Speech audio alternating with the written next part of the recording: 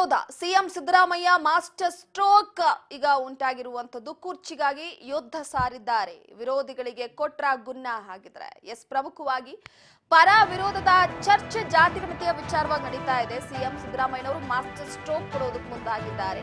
ಕುರ್ಚಿಗಾಗಿ ಯುದ್ಧ ಸಾರಿದಂತಹ ವಿರೋಧಿಗಳಿಗೆ ಗುನ್ನ ಕೊಟ್ರ ಹಾಗಿದ್ರೆ ಅನ್ನುವಂತಹ ಒಂದು ಪ್ರಶ್ನೆ ಸದ್ಯಕ್ಕೆ ಕಾಡ್ತಾ ಇದೆ. ಅಹಿಂದ ಮೇಲುಗೈ ದಾಖಲೆ ಸಿದ್ದರಾಮಯ್ಯನವರಿಗೆ ಸಿಕ್ತಾ ಬೆಂಬಲ ಅನ್ನುವಂತಹ ಒಂದು ಪ್ರಶ್ನೆ ಸದ್ಯ ಕಾಡ್ತಾ ಇದೆ. ಪ್ರಮುಖವಾಗಿ ಅಹಿಂದ ಮೇಲುಗೈ ದಾಖಲೆಗೆ ಸಿದ್ದರಾಮಯ್ಯನವರಿಗೆ ಬೆಂಬಲ ಸಿಕ್ತಾ? ಜಾತಿಗಣತಿ ಮೂಲಕ ಮತ್ತಷ್ಟು ಭದ್ರವಾಯ್ತಾ ಸಿಎಂ ಕುರ್ಚಿ? ಅಹಿಂದ ವರ್ಗದ ವಿಚಾರಕ್ಕೆ ಸಂಬಂಧಪಟ್ಟಂತೆ ಅಹಿಂದ ವರ್ಗದ ಪ್ರಬಲ ನಾಯಕ ಅಂತ ಸಿದ್ದರಾಮಯ್ಯನವರು ಕರೆಸ್ಕೊಳ್ತಾರೆ. ಅಹಿಂದ ಮೇಲುಗೈ ದಾಖಲೆಯಿಂದ ಸಿದ್ದರಾಮಯ್ಯನವರಿಗೆ ಮತ್ತಷ್ಟು ಬೆಂಬಲ ಸಿಕ್ಕಿದೆಯಾ ಅನ್ನುವಂತಹ ಪ್ರಶ್ನೆ. ಯಾಕಂದ್ರೆ ಈಗಾಗಲೇ ಸಿದ್ದರಾಮಯ್ಯನವರು ಜಾತಿಗಣತಿಯ ವರದಿಯನ್ನ ಮಂಡಿಸಿಯೇ ತೀರ್ತೀನಿ ಅನ್ನುವಂತಹ ವಿಚಾರಕ್ಕೆ ಸಂಬಂಧಪಟ್ಟಂತೆ ಒಂದು ಕಡೆ ಪಟ್ಟು ಹಿಡಿದು ಕೂತಿದ್ದಾರೆ.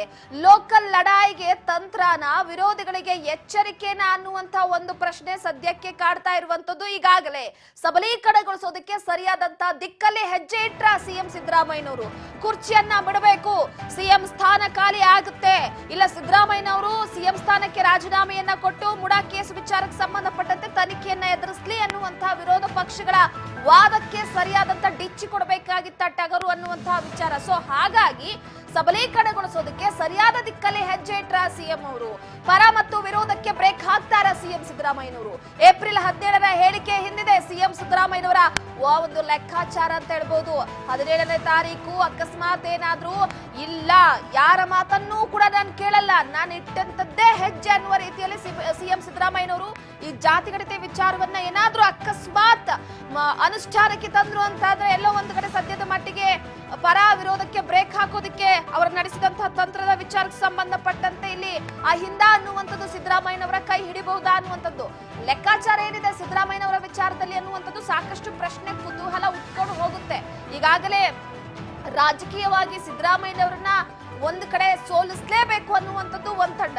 ವಿರೋಧ ಪಕ್ಷದವರು ಸಿದ್ದರಾಮಯ್ಯನವ್ರನ್ನ ಅಕಸ್ಮಾತ್ ರಾಜೀನಾಮೆ ಕೊಡಿಸಿದ್ರೆ ಅಹಿಂದ ವರ್ಗದ ಪ್ರಬಲ ನಾಯಕನನ್ನ ರಾಜೀನಾಮೆ ಕೊಡಿಸು, ಸಿಎಂ ಸ್ಥಾನದಿಂದ ಕೆಳಗಿಳಿಸಿದ್ರು ಅನ್ನುವಂತ ಆ ಒಂದು ಕಿರೀಟ. ಸೊ ಎಲ್ಲವನ್ನ ಕೂಡ ತಣ್ಣಗ್ ಮಾಡ್ಬೇಕಾಗಿತ್ತು. ಈಗ ಅಂಕಿ ಸಂಖ್ಯೆಗಳ ಆಟ ಸಿದ್ದರಾಮಯ್ಯನವರಿಗೆ ಜಾತಿಗಣತಿಯಲ್ಲಿ ಯಾವ ರೀತಿಯಾಗಿ ಬಲ ಸಿಕ್ಕಿದೆ ಅನ್ನುವಂಥದ್ದನ್ನ ನೋಡ್ತಾ ಹೋಗೋದಾದ್ರೆ ಸ್ವಪಕ್ಷದ ಪ್ರಭಾವಿ ನಾಯಕರಿಗೂ ಸಿದ್ದರಾಮಯ್ಯನವರು ಎಚ್ಚರಿಕೆಯ ಸಂದೇಶವನ್ನ ರವಾನೆ ಮಾಡ್ತಿದ್ದಾರೆ. ಯಾಕಂದ್ರೆ ಪ್ರಬಲ ಸಮುದಾಯ ಅನಿಸ್ಕೊಂಡಿರುವಂತಹ ಲಿಂಗಾಯತ ಒಕ್ಕಲಿಗ ಸಮುದಾಯದಲ್ಲಿ ಆಗಾಗ ಈಗ ಒಂದು ಸಿಎಂ ಸ್ಥಾನ ಖಾಲಿ ಆಗುತ್ತೆ ಅಂದ ತಕ್ಷಣ ನೆಕ್ಸ್ಟ್ ಸರತಿ ಸಾಲಿನಲ್ಲಿ ನಿಲ್ಲುವಂತಹ ಪ್ರಬಲ ಸಮುದಾಯಕ್ಕೆ ಎಚ್ಚರಿಕೆಯನ್ನ ಕೊಡಬೇಕಾಗಿದೆ. ಅದರ ಜೊತೆಗೆ ನಮ್ಮ ಸಮುದಾಯ ಪ್ರಬಲವಾಗಿದೆ, ಚುನಾವಣೆಯ ಸಂದರ್ಭದಲ್ಲಿ ನಿರ್ಣಾಯಕ ಪಾತ್ರವನ್ನ ವಹಿಸುವವರು ನಾವೇ ಅನ್ನುವಂತ ಒಂದು ಸಂದೇಶವನ್ನ ರವಾನೆ ಮಾಡುವಂತಹ ಪ್ರಬಲ ಸಮುದಾಯಕ್ಕೆ ಸಿದ್ದರಾಮಯ್ಯನವರ ಉತ್ತರ ಈ ಜಾತಿ ಗಣತಿನ ಅನ್ನುವಂತಹ ಒಂದು ಪ್ರಶ್ನೆ ಸದ್ಯ ಕಾಡ್ತಾ ಇದೆ. ಸಿಎಂ ಪರ ದಮನಿತರು, ಬಡವರ ಒಲವು ಹೆಚ್ಚಾಗಿದೆ. ಯಾಕಂದ್ರೆ ಅನ್ನಭಾಗ್ಯದ ಸರದಾರ, ಅಹಿಂದ ವರ್ಗದ ನಾಯಕ, ಭಾಗ್ಯಗಳ ಸರದಾರ ಸಿದ್ದರಾಮಯ್ಯ ಅನ್ನುವಂತಹ ವಿಚಾರಕ್ಕೆ ಸಂಬಂಧಪಟ್ಟಂತೆ ಹೆಸರು ಪಡೆದುಕೊಂಡಿರುವಂತಹ ಸಿದ್ದರಾಮಯ್ಯನವರಿಗೆ ದಮನಿತರು, ಬಡವರು ಅತಿ ಹೆಚ್ಚಾಗಿ ಒಲವನ್ನ ವ್ಯಕ್ತಪಡಿಸುತ್ತಿದ್ದಾರೆ. ಇದು ಒಂದ್ ಕಡೆ ಅವರ ಕೈ ಹಿಡಿದಿರುವಂತದ್ದು.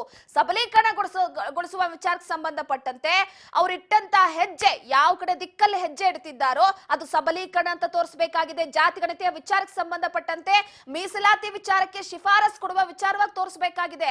ರಾಜಕೀಯ ವೀಕ್ಷಕರನ್ನ ದಿಗ್ಭ್ರಮೆಗೊಳಿಸುವ ಈ ಸಿದ್ದರಾಮಯ್ಯನವರ ಸೂತ್ರ ಎಲ್ಲ ಒಂದು ಕಡೆ ಕೈ ಹಿಡಿಯುತ್ತಾ ಅನ್ನುವಂಥದ್ದು. ಯಾಕಂದ್ರೆ ಪ್ರಮುಖವಾಗಿ ರಾಜಕೀಯ ಪಂಡಿತರಾಗಿರ್ಬೋದು, ರಾಜಕೀಯ ಪಡಸಾಲೆಯಲ್ಲಾಗಿರ್ಬೋದು, ಜಾತಿಗಣತಿಯ ವಿಚಾರವಾಗಿ ಯಾವುದೇ ರೀತಿಯಾದಂತಹ ಒಲವು ಇಲ್ಲ, ಎಲ್ಲರೂ ಕೂಡ ವಿರೋಧನೆ ವ್ಯಕ್ತಪಡಿಸುತ್ತಿದ್ದಾರೆ. ಆದ್ರೆ ಸಿದ್ದರಾಮಯ್ಯನವರು ಹಾಗೆ ಸಿದ್ದರಾಮಯ್ಯನವರ ಕೆಲವೊಂದಿಷ್ಟು ಆಪ್ತ ಬಳಗದವರು ಈ ವಿಚಾರಕ್ಕೆ ಸಂಬಂಧಪಟ್ಟಂತೆ ತುಟಿಕ್ ಪಿಟಿಕ್ ಅಂತಿಲ್ಲ. ಗಣತಿ ಮಂಡನೆಯ ಮೂಲಕ ಐತಿಹಾಸಿಕ ಮಾಸ್ಟರ್ ಸ್ಟ್ರೋಕ್ ಕೊಡೋದಕ್ಕೆ ಮುಂದಾಗ್ತಿದ್ದಾರೆ ಸಿದ್ದರಾಮಯ್ಯನವರು. ಪ್ರಬಲ ಸಮುದಾಯ ಅನಿಸ್ಕೊಂಡಿರುವಂತಹ ಲಿಂಗಾಯತ, ಒಕ್ಕಲಿಗ ಇವರ ಸ್ಥಾನವನ್ನ ಸಿದ್ದರಾಮಯ್ಯನವರು 4 ಹಾಗೆ 6ನೇ ಸ್ಥಾನಕ್ಕಿಟ್ಟಿದ್ದಾರೆ. ಮೊದಲ ಸ್ಥಾನದಲ್ಲಿ ಮುಸ್ಲಿಂ ಸಮುದಾಯ, ತದನಂತರ ದಲಿತ ಸಮುದಾಯ. ಈ ರೀತಿಯಾಗಿ ಒಂದು ಕಡೆ ಹಂತ ಹಂತವಾಗಿ ಮುಸ್ಲಿಂ, ಕ್ರೈಸ್ತ, ದಲಿತ ಸಮುದಾಯ, ಲಿಂಗಾಯತ ಸಮುದಾಯ, ಒಕ್ಕಲಿಗ ಸಮುದಾಯ, ಕುರುಬ ಸಮುದಾಯ, ಸಾಕಷ್ಟು ನಾನಾ ರೀತಿಯ ಜಾತಿಗಳ ವಿಚಾರಕ್ಕೆ ಸಂಬಂಧಪಟ್ಟಂತೆ ಎಲ್ಲೋ ಒಂದು ಕಡೆ ಗಣತಿ ಮಂಡನೆಯ ಮೂಲಕ ಐತಿಹಾಸಿಕ ಮಾಸ್ಟರ್ ಸ್ಟ್ರೋಕ್ ಕೊಡೋದಕ್ಕೆ ಮುಂದಾಗ್ತಿದ್ದಾರಾ ಅಂತ ಮುಸ್ಲಿಂ ವಿರುದ್ಧ ಹೇಳಿಕೆ ನೀಡ್ತಾ ಇದ್ದಾರೆ ಬಿಜೆಪಿಗರು. ಅವರಿಗೆ ಸಿದ್ದರಾಮಯ್ಯನವರು ಟಕ್ಕರ್ ಕೊಡೋದಕ್ಕೆ ಮುಂದಾಗ್ತಿದ್ದಾರೆ. ಯಾಕಂದ್ರೆ ಮುಸ್ಲಿಂ ಪರ ಕೇವಲ ಮತ ವೋಟ್ ಬ್ಯಾಂಕ್ ಓಲೈಕೆಯ ವಿಚಾರಕ್ಕೆ ಸಂಬಂಧಪಟ್ಟಂತೆ ಮಾತ್ರ ಕಾಂಗ್ರೆಸ್ ಮುಸ್ಲಿಮರನ್ನ ಬಳಸ್ಕೊಳ್ತಿದೆ ಅನ್ನುವಂತಹ ಹೇಳಿಕೆಯ ವಿಚಾರವಾಗಿ ಬಿಜೆಪಿಗೆ ಸಿದ್ದರಾಮಯ್ಯನವರು ಟಕ್ಕರ್ ಕೊಡಬೇಕಾಗಿತ್ತು. ಅಹಿಂದ ಶ್ರೀರಕ್ಷೆ ಅನ್ನುವಂಥದ್ದು ಸಿದ್ದರಾಮಯ್ಯನವರಿಗಿದೆ. ಮುಸ್ಲಿಮರ ಬಲ ಪಡೆಯುವಲ್ಲಿ ಯಶಸ್ವಿಯಾಗಿದ್ದಾರೆ. ಸ್ವಪಕ್ಷದ ಪ್ರಭಾವಿ ನಾಯಕರಿಗೂ ಸಿದ್ದರಾಮಯ್ಯನವರು ಎಚ್ಚರಿಕೆಯ ಸಂದೇಶವನ್ನ ರವಾನೆ ಮಾಡಿರುವಂತದ್ದು. ಈ ಹಿನ್ನೆಲೆಯಲ್ಲಿ ಹೈಕಮಾಂಡ್ಗೆ ಮಾಹಿತಿ ನೀಡಿ ಸೈ ಎನಿಸಿಕೊಂಡಿದ್ದಾರೆ ಸಿದ್ದರಾಮಯ್ಯನವರು. ಎಐಸಿಸಿ ಕಾರ್ಯಕಾರಿಯ ಸಭೆಯಲ್ಲಿ ಇಂಚಿಂಚು ಮಾಹಿತಿಯನ್ನ ಬಿಚ್ಚಿಟ್ಟಿದ್ದಾರೆ. ಜಾತಿಗಣತಿಯ ವಿಚಾರಕ್ಕೆ ಸಂಬಂಧಪಟ್ಟಂತೆ ಸಾಮಾಜಿಕ ನ್ಯಾಯವನ್ನ ಖಚಿತಪಡಿಸುವ ಉದ್ದೇಶದಿಂದ ಮನದಟ್ಟು ಮಾಡಿಕೊಂಡಿದ್ದಾರೆ. ನೋಡಿ, ಸಿದ್ದರಾಮಯ್ಯನವರು ಇಡೀ ರಾಜ್ಯದಲ್ಲಿ ಯಾರು ಕೂಡ 5 ವರ್ಷ ಸಂಪೂರ್ಣವಾಗಿ ಸಿಎಂ ಸ್ಥಾನವನ್ನ ಅಲಂಕಾರ ಮಾಡಿಲ್ಲ. ಸಿದ್ದರಾಮಯ್ಯನವರು 2015ರಲ್ಲಿ ಮೊದಲ ಬಾರಿಗೆ ಮುಖ್ಯಮಂತ್ರಿ ಆಗಿದ್ದಂತಹ ಸಂದರ್ಭದಲ್ಲಿ 5 ವರ್ಷ ಪೂರ್ಣಾವಧಿಯಾಗಿ ಸಿಎಂ ಕುರ್ಚಿಯನ್ನ ಅಲಂಕಾರ ಮಾಡಿದಂತವರು.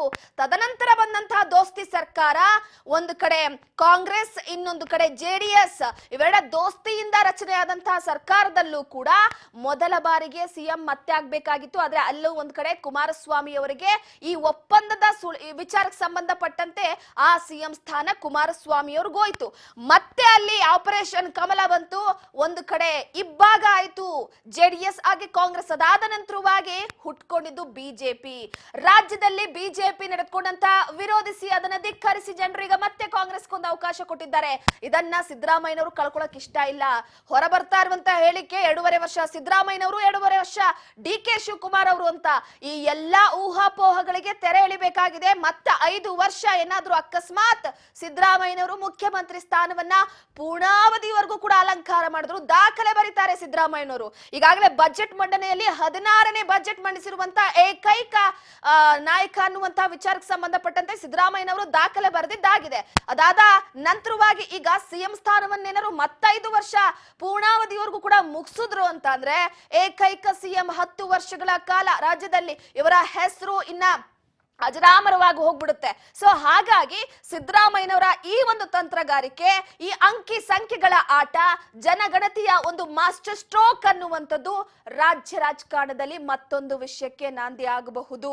ಸಾಮಾಜಿಕ, ಆರ್ಥಿಕ, ಶೈಕ್ಷಣಿಕ, ಮೂಲಭೂತ ಈ ವಿಚಾರಕ್ಕೆ ಸಂಬಂಧಪಟ್ಟಂತೆ ಜಾತಿಗಣತಿ ಮಾಡಿದ್ರು ಕೂಡ ಜಾತಿಗಣತಿ 2015ರಲ್ಲಾಗಿರುವಂಥದ್ದು 2025ರಲ್ಲಿ ಸುಮಾರು 10 ವರ್ಷಗಳ ನಂತರ ಮಂಡಿಸ್ತಿದ್ದಾರೆ. ಅಂದ್ರೆ ಬೇಡ, ನಮಗೆ 3 ತಿಂಗಳ ಅವಕಾಶ ತಗೊಳ್ಳಿ, 3 ತಿಂಗಳ ಅವಕಾಶ ತಗೊಂಡು ಹೊಸದಾಗಿ ಮತ್ತೊಂದು ಮಾಡ್ಲಿ, ಎಲ್ರ ಮನೆಗೂ ಭೇಟಿ ಕೊಡ್ಲಿ, ನಾವೆಲ್ಲರೂ ಕೂಡ ಜಾತಿ, ನಮ್ಮ ಕೆಲಸ, ಹಾಗೆ ನಾವು ಹೇಗಿದ್ದೀವಿ, ನಮ್ಮ ವಾರ್ಷಿಕ ಆದಾಯ ಏನಿದೆ ಎಲ್ಲವನ್ನ ಕೊಡ್ತೀವಿ ಅಂತ ಸಾಕಷ್ಟು ಜನ ಮತ್ತೆ ವಾಪಸ್ ಕರೀತಿದ್ದಾರೆ. ಆದ್ರೆ ಸಿದ್ದರಾಮಯ್ಯನವರು ರೆಡಿ ಇಲ್ಲ ಜಾತಿಗಣತಿ ಮಾಡಿಸೋದಕ್ಕೆ. ಹಳೆಯ ಜಾತಿಗಣತಿಯ ವಿಚಾರಕ್ಕೆ ಸಂಬಂಧಪಟ್ಟಂತೆ 160ರಿಂದ 170 ಕೋಟಿ ಖರ್ಚಾಗಿದೆ. ಮೊದಲೇ ನಮ್ಮ ತಲೆ ಮೇಲೆ ಹೊರೆ ಹೊರ್ಸ್ ಕೂಡಿಸ್ಬಿಟ್ಟಿದೆ ಸರ್ಕಾರ. ಈಗ ಮತ್ತೆ ನಾನು ಜಾತಿಗಣತಿ ಮಾಡ್ತೀನಿ ಅಂತ ಹೋದ್ರೆ ಸಾಕಷ್ಟು ರೀತಿಯಲ್ಲಿ ಮತ್ತೆ ಹಣವನ್ನ ಸುರಿಬೇಕಾಗುತ್ತೆ. ಆದ್ರೆ ಪ್ರಬಲ ಸಮುದಾಯಕ್ಕೆ ಒಂದೇ ಒಂದಿರುವಂತದ್ದು ನೋಡಿ, ಪ್ರಬಲ ಸಮುದಾಯದವರಿಗೆ ಸಾಮಾಜಿಕವಾಗಿ, ಆರ್ಥಿಕವಾಗಿ, ಶೈಕ್ಷಣಿಕವಾಗಿ ಅವ್ರಿಗೆ ಯಾರಿಗೂ ಬೇಕಾಗಿಲ್ಲ. ಬೇಕಾಗಿರುವಂತದ್ದು ಏನು? ಚುನಾವಣೆಯ ಸಂದರ್ಭದಲ್ಲಿ ಅಕಸ್ಮಾತ್ ಏನಾದ್ರೂ ಅಲ್ಪಸಂಖ್ಯಾತರು ಮೊದಲಿದ್ದಾರೆ, ದಲಿತರು ಮೊದಲಿದ್ದಾರೆ, ಕ್ರೈಸ್ತರು ಮೊದಲಿದ್ದಾರೆ ಅಂತಂದ್ರೆ ರಾಜ್ಯದಲ್ಲಿ ಚುನಾವಣೆಯ ಸಂದರ್ಭದಲ್ಲಿ ನಿರ್ಣಾಯಕ ಪಾತ್ರ ವಹಿಸುವಂತ 2 ಪ್ರಬಲ ಸಮುದಾಯಗಳ ಆ ಒಂದು ಬಲ ಕಡಿಮೆ ಆಗುತ್ತೆ ಅನ್ನುವಂತಹ ನಿಟ್ಟಿನಲ್ಲಿ ಎಲ್ಲೋ ಒಂದು ಕಡೆ ಅವಕ್ಕೆ ಸದ್ಯದ ಮಟ್ಟಿಗೆ ಇಲ್ಲ, ಜಾತಿಗಣತಿಯನ್ನ ಹೊಸದಾಗಿ ಮಾಡಬೇಕು ಅನ್ನುವಂತಹ ವಿಚಾರ ವಿರೋಧಿಸ್ತಾ ಇರುವಂತದ್ದು ಒಂದೇ.